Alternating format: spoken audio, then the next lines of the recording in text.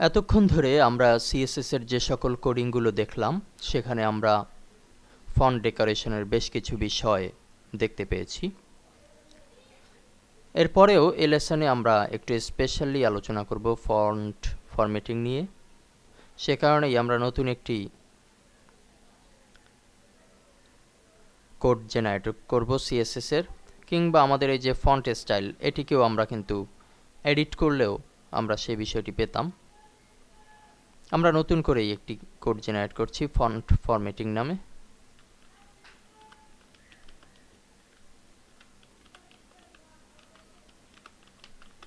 Font formatting, এখানে class ঠিক আছে, দিস ডকুমেন্ট অনলি এটিও ঠিক আছে। এখন আমরা এখানে যে চার্টটি পেলাম এই চার্টের ভিতর থেকে আমরা ফন্টকে ফরম্যাট করব। আগের চেয়ে অবশ্যই এখানে কিছুটা বেশি দেখানোর চেষ্টা করব। আমরা টাইম নিউ রোমান্স এটি দিলাম ফন্ট। ফন্টের সাইজ হবে, একটি সাইজ দিচ্ছি 16 পিক্সেলে অবশ্যই রাখলে ভালো হয়। ওয়েট হচ্ছে বোল্ড দিয়ে দিতে পারি, এটির বেলায় বোল্ড যে ফন্টটি হবে সেটি বোল্ড। স্টাইলে আমরা দিচ্ছি নর্মাল, যেহেতু আমরা ইতালিক কিভাবে করে সেটি দেখেছি এর আগে, আমরা নর্মাল রাখছি স্টাইল। ভ্যারিয়েন্ট এই মুহূর্তে না দিলেও চলে, স্মল ক্যাপস এটি দিতে পারি। এরপরে আপার ক্লাস লোয়ার ক্লাস এই বিষয়টিও এর আগে দেখেছি, কাজেই এটি এখন ইমপ্লিমেন্ট করব না। ফন্টের নিচে underlined, overline, line through, blink, none, আমরা একটু ওভারলাইন দিচ্ছি এবার। বিভিন্ন সময় বিভিন্ন প্রেক্ষাপটে বিভিন্ন জিনিস দরকার হতে পারে। আমরা এই ফন্টের অর্থাৎ এই যে ক্লাসটি এখন যে ক্লাসটি করছি এই ক্লাসটির ব্যাকগ্রাউন্ড হবে একটু অবশ্যই একটু ভিন্নতা দিতে সক্ষম হবে। এই জন্য আমরা একটু কালার চুজ করছি, আমরা এই কালারটি সিলেক্ট করলাম। নেক্সট আমরা আরও দিতে পারি এখানে বর্ডার, এই মুহূর্তে দেব না কারণ আমরা একটি দিয়েছিলাম, এখানে ওভারলাইন দিয়েছি, এখন বর্ডার দরকার নেই। আমরা এক্সটেনশন এখানে দেখতে পাচ্ছি, এখানেও আমরা কিছু কারুকাজ চাইলে এই ফন্টের জন্য করে নিতে পারি। এখানে পজিশন আছে, লিস্ট আছে,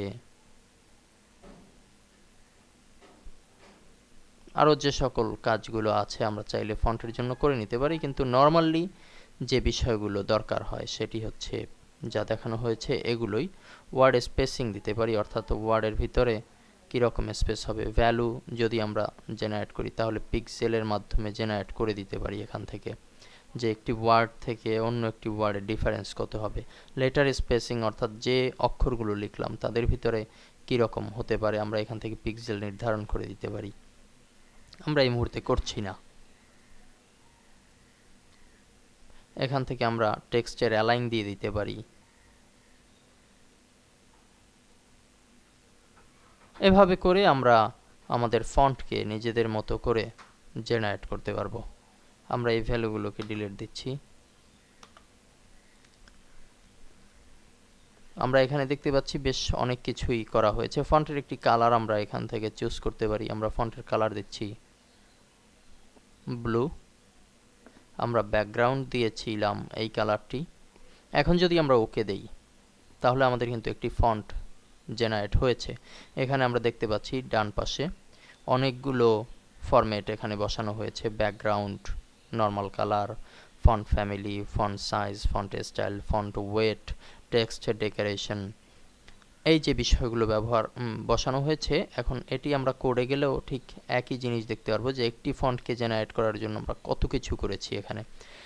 এখন সুবিধা হচ্ছে এটি যে আমরা এই বিষয়টিকেই বারবার ব্যবহার করতে পারবো। আমরা ধরুন এই জায়গাটুকুর উপরে, এই লেখাটুকুর উপরে এই স্টাইলটিকেই জেনারেট করব, তখন আমরা কি করব, এই যে লেখাটি সেখানে সিলেক্ট করে আমরা স্টাইল থেকে ধরিয়ে দিচ্ছি ফরম্যাটিং। আমরা দেখতে পাচ্ছি যে অন্যান্য ফন্টের চেয়ে কিন্তু এটির ফন্টের ফরম্যাটিং একটু ভিন্ন হয়েছে। আমরা এটিকে যদি দিয়ে দেই তাহলে এই যে বিষয়টি আসলো। আমরা যদি একটু সেভ দেই এবং আমাদের যে ব্রাউজার আছে সেখানে যদি একটু রিলোড দেই তাহলে আমরা দেখতে পাচ্ছি যে এখানে কিন্তু ফন্টটি একটি ভিন্ন চেঞ্জ চলে এসেছে। এখানে ব্যাকগ্রাউন্ড কালারটি বেশ উজ্জ্বল হওয়ার কারণে একটু বুঝতে সমস্যা হচ্ছে, আমরা একটু কালারটি চেঞ্জ করে দিই। কালারটি আমরা দুইভাবে চেঞ্জ করতে পারি। আমরা ব্যাকগ্রাউন্ডের এখানে ক্লিক করে এখানে ক্লিকের মাধ্যমে চেঞ্জ করে নিতে পারি, কিংবা আমরা নিচের এই এডিট অপশনে ক্লিক করলেও পারতাম। আমরা এখান থেকে একটি ব্যাকগ্রাউন্ড কালারটি চেঞ্জ করে দিচ্ছি এবং আবার একটু সেভ দিয়ে আমরা আমাদের রিলোড দিচ্ছি আমাদের ব্রাউজারকে। আমরা এখন দেখতে পাচ্ছি যে এখানে কিন্তু একটি ভিন্ন ফন্ট তৈরি হয়েছে, যার একটি ব্যাকগ্রাউন্ডও কিন্তু দেখা যাচ্ছে। এভাবে করেই আমরা আমাদের সাইটের ডেকোরেশনকে খুব সুন্দরভাবে ওয়েবের মাধ্যমে উপস্থাপন করতে পারি।